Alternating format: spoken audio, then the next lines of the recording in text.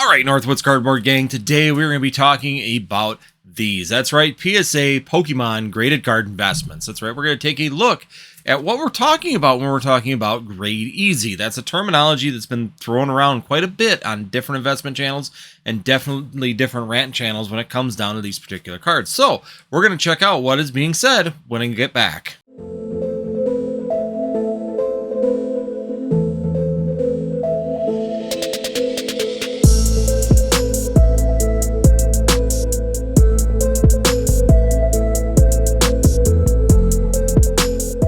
Alright guys, I'm Andy with Northwoods CCG, and thank you for joining me today. Once again, if you're new to the channel, hit the subscribe, hit the notify, and the like. It helps me out a ton to do that.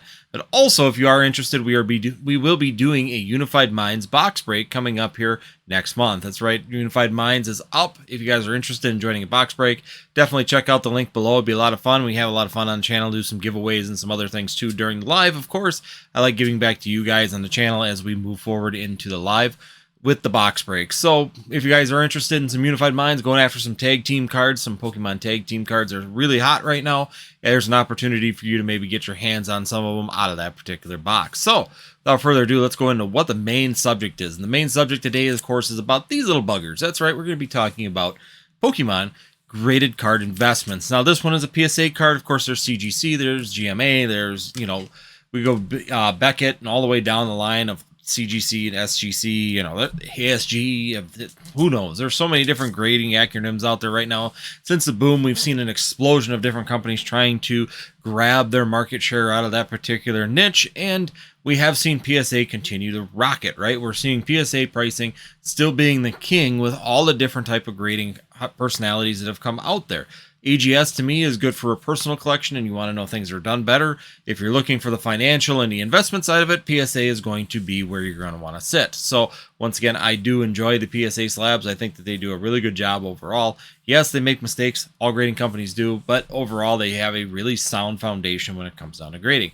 Now, I want to get into some of the terminology that we say a lot of times on channels, and I know a lot of us have been saying, and of course, specific channels have been pushing it a really long time, grading those.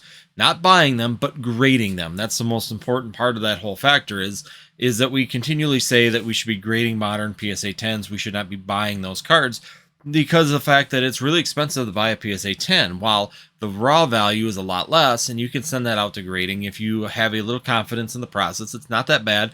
I've done videos before, and I'll put it up above me, showing how to send these particular cards out to grading, and it's not a really hard challenge. It's just sometimes it seems a little daunting, and for the first timer, it can be a little bit of a hesitation to maybe messing something up. And trust me, guys, it isn't that bad. So once again, we should be trying to grade the modern 10. If you're going to be doing a Pokemon investment, it's the best way to do it. Overall, that's the safest way to have the best investment potential inside of those cards. Now, you hear a lot of terminology like this one I'll hear a ton, which is a PSA 10 in modern is a grade easy card. So we'll say you send this card in, it's a grade easy. Celebration cards were grade easy cards. A lot of them came back with 10s. A lot of people are sending these cards in and getting 10s really easily on these. The 9 to 10 ratio is way off. You're getting a lot more 10s than you are 9s. Thus, it's a grade easy card, right? And I think that can sometimes be a little bit of a put off also, because a lot of people don't understand that terminology and what grade easy actually means. And typically, if you pull cards out of a pack, you have a better chance of getting a 10 versus buying them raw, because they haven't gone through transportation. They haven't gone through all the other issues that you could run into where they get damaged, bends, scratches, you can get whitening on the edges, and corners start to get rubbed when they're being shipped. Of course, that's what happens when you buy raws. That's why raw cards have to have a good source. You know that you're sourcing them cards from a place that you know is reputable, and you can get these cards in and have the opportunity to grade those particular cards, which is a whole nother side piece that we could go into. But I think that terminology of grade easy gets to be very, very convoluted at the end of the day, because yes, for someone like myself or someone that's been grading several years, or has had some good knowledge and understanding of the grading process, that term grade easy is probably right. And that's where I think a lot of times there's a lot of 9s and 10s that come out of the grading process, is because the people that are tackling that particular market are very well versed in that particular mindset, and we're really good at picking out the best cards out of the set And yeah, we're going to get some 9s, and yeah, we're going to get some 10s, and maybe a potential 8 because we missed something. But the 8s aren't very common at the end of the day for ourselves. And then we like to put out terminology that's grade easy. And even me, myself, I've done it, and I will apologize for that. I think that you're seeing a lot of this grade easy terminology coming because a lot of people that are sending cards in for grading right now are actually very much in tune and have been doing it for a long period of time. When you're new to grading, it can be very, very confusing and difficult to go through that process. So today I'm going to kind of break that down a little bit on how to direct you a little bit further into it. And that way you guys have a great opportunity to just kind of see what we're talking about when we're going through grade easy and what potentials you could have by doing that and how you can maybe set yourself up a little bit better when it comes down to these grading. So I'm going to switch down to the bottom screen right now. We're going to take a look at a couple cards and talk about the grade easy process.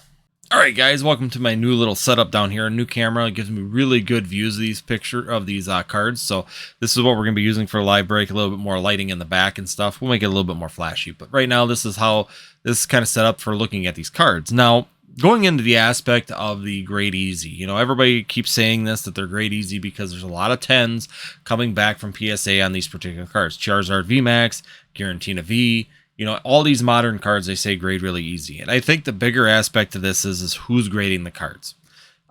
If you're new to grading and you've never graded before, the chances are is that these aren't going to be grade easies like you're continuing to hear. And I think it's a little bit misleading that people are continuing to say that. This is a perfect example of it. Once again, it's a pack fresh card. You know, I just pulled this one on a lot or on a short that I was doing. I pulled this out of a Shining Fates tin that I had laying around that I didn't have the other two, so I just decided to open. And overall, I pulled it, and granted, pack fresh, put it right in the sleeve. It's never ever been held by hands except for enough to put it in there and pull it. And other than that, it's been put away and safe. But this does not mean that this card is going to grade easy and get a 10. There's a lot of Charizard VMAX PSA 10s out there. There's a ton of them. Overall, it does not mean that this will grade a 10. And that's a big aspect that I want people to hear when it comes down to these particular cards. This one here would come back a 9, I guarantee it, just because of the fact that if you look at it from left to right, so from this side to this side, it is off center, and it's off center quite a bit. I can visually see that fairly easy. It's a little bit off top to bottom. It's a little thicker here, a little thinner on the bottom. It's not as much as it is from the left to right aspect. So once again, I know as a person who's graded before that PSA likes to weigh heavy on the centering. If the centering's off by that much, I guarantee this card's already a 9 without even having any other defects or issues with this particular card. And that's where I want to talk about the grade easy factor and the kind of the misleading statement between that. I think a lot of these cards are coming back at a PSA 10 because people like myself who have done grading in the past and continue to do grading are grading these cards, sending them in, and trying to get as many PSA 10s as we can. Now, granted, it's never guaranteed that I'm going to even get a 10 on something. I can miss something, or you get a hard grader, you get a bad cup of coffee, his girlfriend left him, whatever could have happened, could change the grading aspect on this particular card. But that's just the facts that we can't control, right? And that's why a lot of times we'll break slabs and resend them and resubmit them to a new grader, hoping they get a better score. Now, when it comes down to this particular card, it's especially one of those things. Pulled it out, put it in here. You'd think, oh yeah, I hear that this is a grade easy card. There's a lot of PSA 10s. I submit it and it comes back a 9 or an 8 because you missed something else because, hey, I pulled it pack fresh. It should be a 10, right? It's brand new. That's not how it works. So we're going to go ahead and take a look at another one. And these are all cards that I'm going to say are kind of rejected cards. Giratina here is another one. My daughter pulled this one. Really excited pull. Raw, it's valued at about $300. A PSA 8, it's valued at just under $300. So by grading an 8 on this, I'm going to get it even worse than what I would with the Raw. A 9, slightly above it. I believe it's like $350. So you're going to get about a $50, $45 boost on this particular card. And that's what you're going to see for getting a 9. If you get a 10, I believe this card is going for around $500. So there's a $200 bonus if you can get a 10. This one here, because of the way PSA grades, may not even get a 9. Then that's my experience. Once again, this is pack fresh, put in a sleeve. My daughter pulled it. The second she pulled it, we put it in a sleeve, and that's the last time this card's come out of a sleeve. Overall, centering on the back would probably be its saving grace to be able to get a 9. The centering on the back is really good, but as you can see, the front is really bad. Top to bottom is way off. Left to right is close, but a little bit off on this side. A little thinner here, a little thicker here. Not incredibly bad that way, but top and bottom is pretty bad. So overall, because the centering is off by that much, there is a potential that if there's any other defects, any kind of whitening, something wrong with the edges, depending on how the grader feels that day, this card couldn't come back as an 8. Once again, that's experience. If you hear that this is a great easy card, because a lot of us are doing this and we're sending them out, we're getting these good grades with these particular cards, you might send this out thinking you're going to get a 10, and you will not. And that's just another factor that I want to put out there when it comes down to these particular cards. Next one I'm going to pull open up here is going to be this Rotom V. Once again, nice alternate art. I do like this alternate art. I like to get a couple of these graded. This one did not make the cut because, as you can see, left to right centering's out. I'm already going to probably get a 9 on this, which, of course, I pulled this one, but if I were to purchase it, would put me out. That's the things that I want to talk about, though. With modern cards, and it's just a PSA announcement for you guys, a modern card is not guaranteed a 10 just because you pull it from a pack. Even though you hear 100 content creators continue to say, yeah, these cards are grade easy cards. You know, these are grade easy. It's going to be extremely easy to get a 10 because look at how many 10s there are in a population report. To me, it's because a lot of people like myself, like I said before, we're grading these things and we understand the aspects when it comes down to grading. So we're doing it and keeping it really tight. We're keeping a lot of 10s coming through and we're keeping a lot of 9s coming through, and we're discarding a lot of the lower grades. 8s and below, if I even think that there's a chance it's going to get an 8, it isn't going to grading. That's just, there's no value in doing so. Even this Gengar is really good. Centering's really good. Everything looks really nice on it. And this isn't talking about grade easy. I'm just showing another example of issues you might be seeing with cards. But I don't know if you can see it. There's some really flashy, and this was really common in jungle cards. So as you can see, it's got that glint on the edge of it. And I don't know how they would grade that. Maybe someone in the comments can let me know. What do you think? Would they grade this really harsh because of that glint around the whole outside? Because that was very common with jungle cards. Trust me, we would pull them looking just like that. So, but another one, you know, if you look at this card overall, it's really good. And my concern is that it's going to come back as an 8 because the hollow foil is really clean. And I believe it didn't have any print lines, which is really uncommon for the Gengar. Usually there's at least a couple print lines in here. So there were no print lines in it. It's really nice that way. The only thing that I know of is that it's got that glinting around the outside edge. And I've always been wondering if it'll affect it or not. Once again, not an easy grade. A lot of things that you're seeing are really good on it. But overall, that one little aspect could drop this down to an 8 just because of that. So PSA is actually fairly difficult at grading, guys. Now let me switch over back to the other screen real quick. PSA can be really difficult at grading, and we know that they are. And if you want to do good at grading, just going by the population report, pulling a specific card and going by that population report and saying, yes, it graded easy, look at all the 10s, does not mean that it's a grade easy card, guys. It doesn't mean that just because you pull it from a pack and go send it to PSA, that it's going to instantly come back with that PSA 10. Chances are is that it's just because it's looking good on the population report. A lot of individuals such as myself or people that grade a lot of cards, thousands of cards, hundreds of thousands of cards, like Rusty at TSA and even a lot of other guys like that, are sending in the most valuable and the most likely chances to get 10s. They are already handpicking and weeding through all of the off-center cards, all of the scratch cards, all of the damage cards, and they're already discarding them, and they're sending in the 9s and 10s, and mainly the 10s. The ones we think are going to get 10s are the ones that are going. The 9s that we think are 9s or could get 8s, we don't even send them. And that's where it gives kind of that delusion to a lot of people, and you hear people say they're grade easy cards because of that population report. I don't think that that's a fact. I just think that we're actually having some really good people that are sorting through cards very well, and only the cream of the crop are actually going in for PSA. That's my opinion. That's my rant for the day.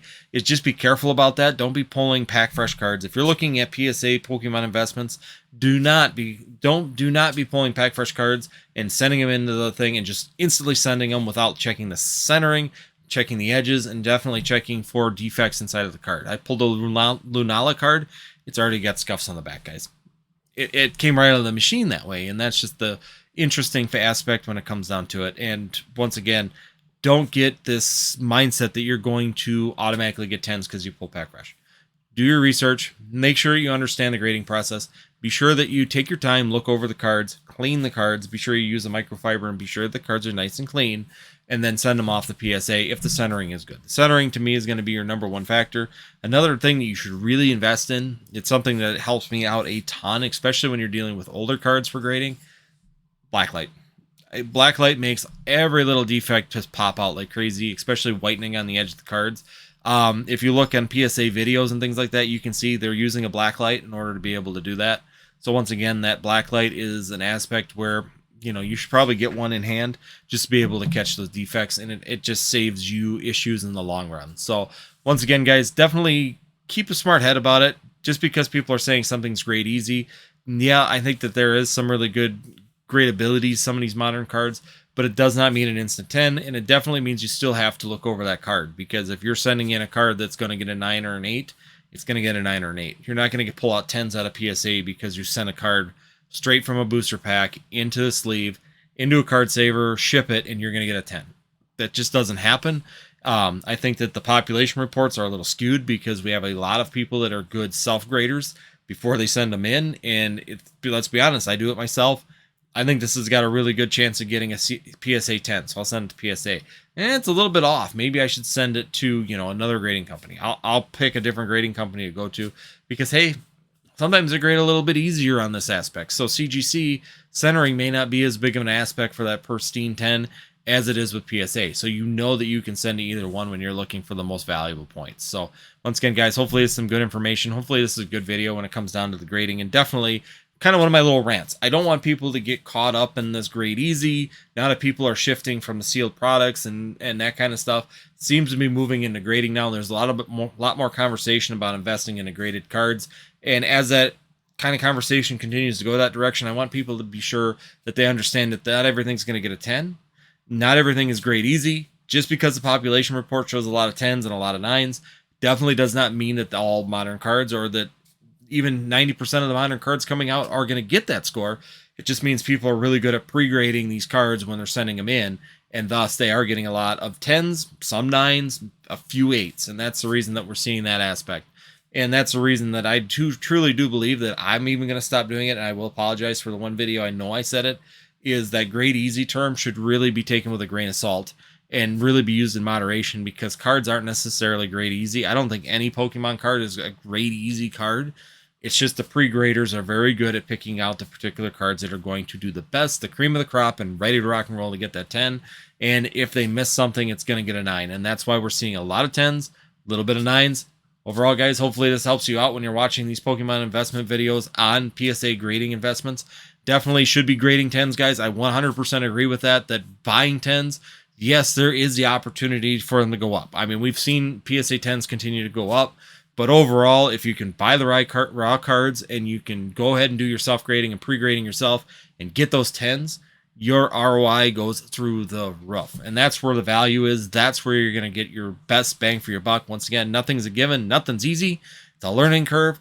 But trust me, guys, in the overall scheme of things, I am making a lot more money selling graded cards or grading my cards myself than when I was purchasing grading cards, waiting a long period of time, and hoping the value goes up on those particular cards and doesn't actually drop. We've seen several PSA 10s go the other direction, and that's definitely an opportunity that could happen to anybody in this market. So overall, guys, hopefully it's a good little rant for you when it comes down to PSA graded cards for Pokemon. Definitely something to be considering, but definitely grade those 10s, guys. Get those 10s graded yourself. Learn how to grade. There's tons of videos on learning how to do it. Definitely check those out. It helps you out a ton.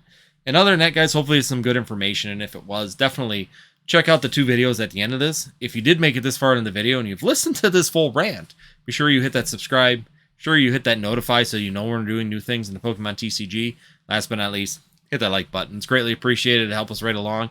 And definitely remember, box break. This is a new setup. There's going to be some flashy lights and stuff. I didn't turn them on, but if you go to my TikTok, look up Northwoods TCG on TikTok. I do have a TikTok channel now. We just do strictly openings. I don't talk about investments, so if you just want to see pack openings, definitely kick it over there. Check it out and have some fun. Other than that, we'll see you next time here on Northwoods TCG.